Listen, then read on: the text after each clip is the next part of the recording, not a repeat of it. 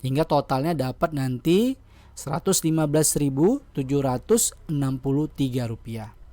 Nah, kalau dibikin runutan seperti ini, kalau 3 tahun aja sih bisa ya. Coba kalau misalnya 4 atau 5 tahun, kita nggak mungkin bisa ngerjain soal ini dalam waktu 50 detik.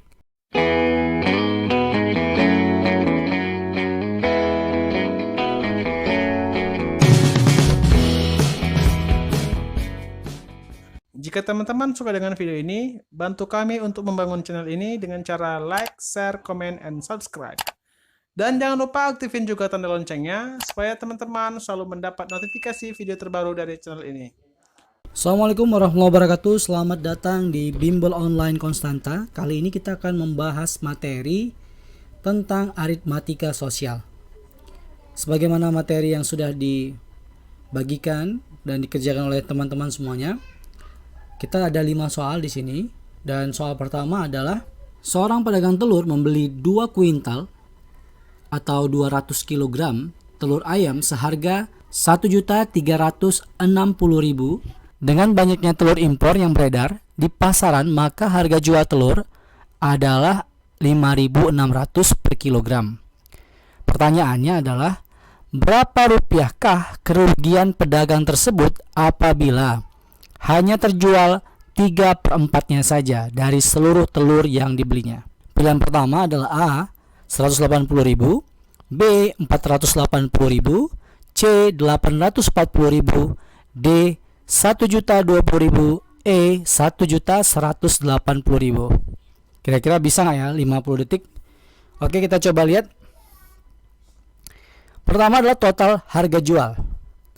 Kita perhatikan ya, total harga jualnya yaitu adalah 3/4 bagian saja yang bisa dijual, ya. 3/4 dari 200 kg atau 2 kuintal tadi. Nah, itu nanti dikalikan dengan harga jualnya, yaitu hanya 5.600. Ini ngitungnya sebenarnya nggak terlalu sulit ya, gampang aja ini sebenarnya. Ini kita bagi 4, coret, ini bagi 4, jadinya ya 50 ya kan? Nah, 50 kali 3 150 dikali 56, nanti dapat 840.000. Kemudian kita perhatikan berapa modal harga belinya. Kalau kita perhatikan di sini kan seolah-olah harga belinya kan 1,360 ya. Nah, jangan terjebak nanti 1,360.000 dikurang 840.000 gitu. Berapa tuh hasilnya? Nah, ini kebetulan pilihan 520.000 nggak ada ya. Ya, kalaupun ada, tapi bukan itu. Karena modal harga belinya bukan seluruhnya, hanya 3/4-nya saja dari 1.360. Ya. Ini kita bagi 4, coret, bagi 4 berapa nih ya? 34. 34 kali 3 1 juta. Iya, 20.000. Yang mana ruginya? Yang D ya. Sabar dulu. Ruginya itu adalah selisih antara harga jual dan harga beli. Nah, jadi kita kurangi lagi 1.020.000 dengan 840.000. Maka kita dapati angka kerugiannya hanya 180.000. Maka jawabannya adalah A. Oke, kita masuk langsung ke soal yang kedua. Sebuah mobil dijual seharga 160 juta rupiah. Harga tersebut merupakan harga setelah 20% diskon. Jadi harga 160 juta itu adalah harga finalnya atau harga akhirnya setelah dipotong diskon 20%. Harga mobil tersebut sebenarnya berapa? A. 190 juta, B. 192 juta, C. 128 juta, D. 200 juta, E. 260 juta. Ada 5 pilihan ya. Nah, sebenarnya secara logik yang paling gampang nih, nggak sulit sih sebenarnya jawabannya ini. Harga diskon itu adalah harga awal kurang diskon, ya. Dimana harga diskon adalah 160 juta tadi ya. Ya, harga diskon itu kan harga awal dikurangi diskonnya kan.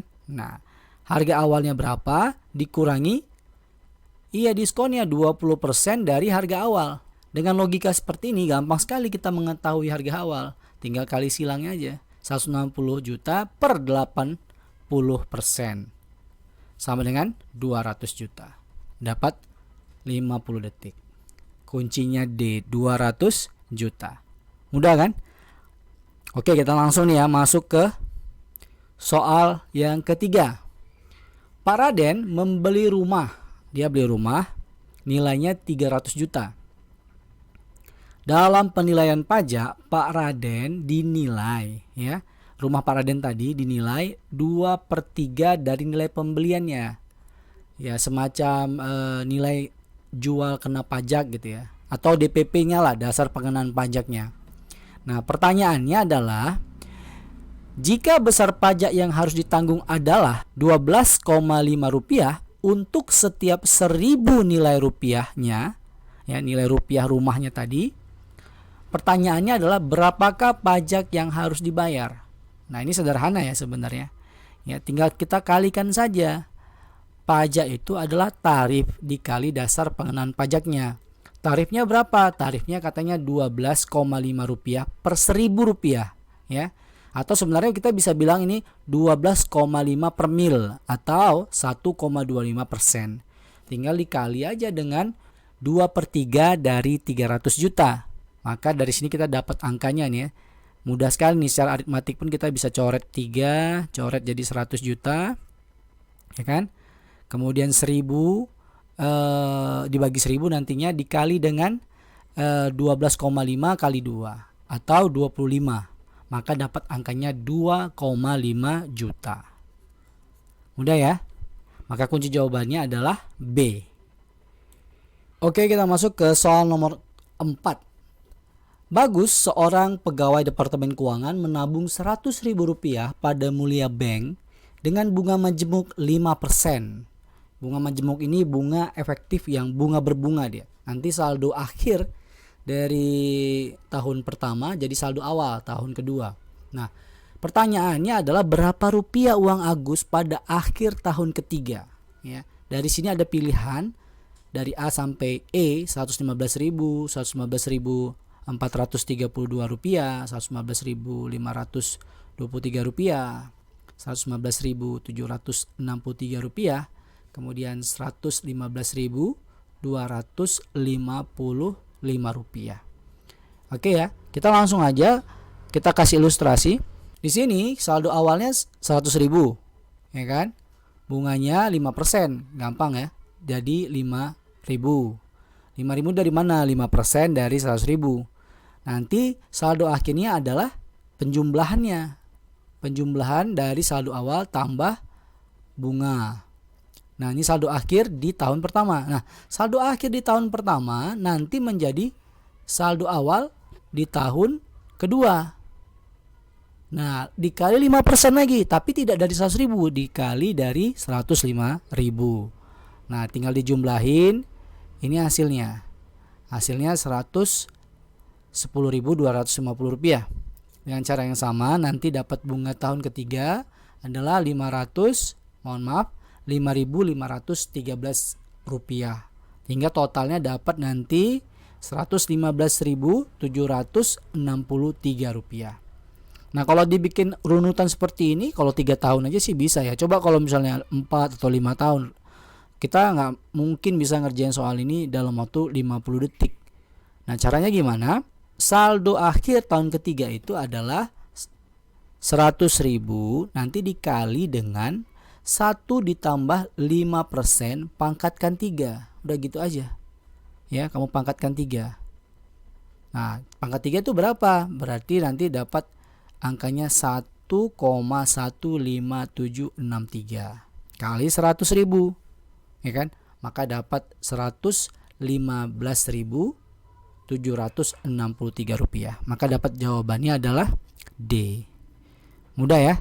Gampang sekali ya. Saya yakin 50 detik pasti bisa. Oke, soal berikutnya soal nomor 5. Sebuah toko online shop menjual skincare. Wah. Skincare, ya kan? Skincare super glowing. Wah, dengan bobot bersih 200 gram per unit. Ya, nggak tahu nih apa. Pokoknya begitu soalnya. Dengan bobot kemasan 5%. Bobot kemasannya 5%. Pertanyaannya, berapa ongkos kirim yang harus dibayar pembeli jika ia membeli 10 lusin dengan tarif 1.000 rupiah per kilogram? Maksudnya tarif ini tarif ongkos kirimnya, ya. Pilihannya nih ada 108.000, 57.000, 26.000, 10.000 atau gratis ongkir. Waduh, nggak mungkin ya, ini kayak marketplace. Nah, kita lihat nih bobot kemasannya dulu, kita cek ya. Bobot kemasannya adalah 200 gram kali 5% atau 10 gram ya. 5% ya.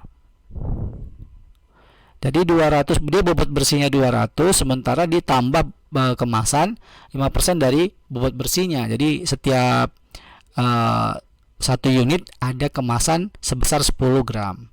Maka bobot totalnya adalah ya 10 kali 12 nanti dikali dengan total bobot kemasan. 10 itu dari mana? 10 lusin. Nah, 1 lusin 12 unit dikali ya 200 ya. Ini isinya. Dan kemasannya 10 gram. Tinggal dikaliin aja. Maka dapat nanti totalnya 25.000 gram, ya kan? 25.200 gram. Nanti dibagi dengan 1000 maka dapat 25,2 kilogram. Ya, itu kalau kita bulatkan itu setara dengan 26 kilogram. Kemudian kan tarifnya kan Rp1.000, tinggal kali 1000 aja, 26 kali 1000, hasilnya Rp26.000. Maka kunci jawabannya adalah C. Mudah sekali ya soal-soal aritmatika. Tapi memang kesulitan dari soal ini adalah membaca soal itu sendiri. Yaitu soalnya agak panjang bisa dibilang. Menghabiskan waktu kita cukup banyak sehingga bisa tersita waktu kita untuk mengerjakan soal-soal yang lain. Jadi perlu sekali kita memahami manajemen waktu dalam pengerjaan soal. Saya rasa itu saja yang bisa kita bahas kali ini. Terima kasih banyak. Jangan lupa untuk ikuti materi berikutnya. Kalau ada salah-salah kata saya mohon maaf. Terima kasih. Assalamualaikum warahmatullahi wabarakatuh. Jangan lupa tonton video kami yang lain ya.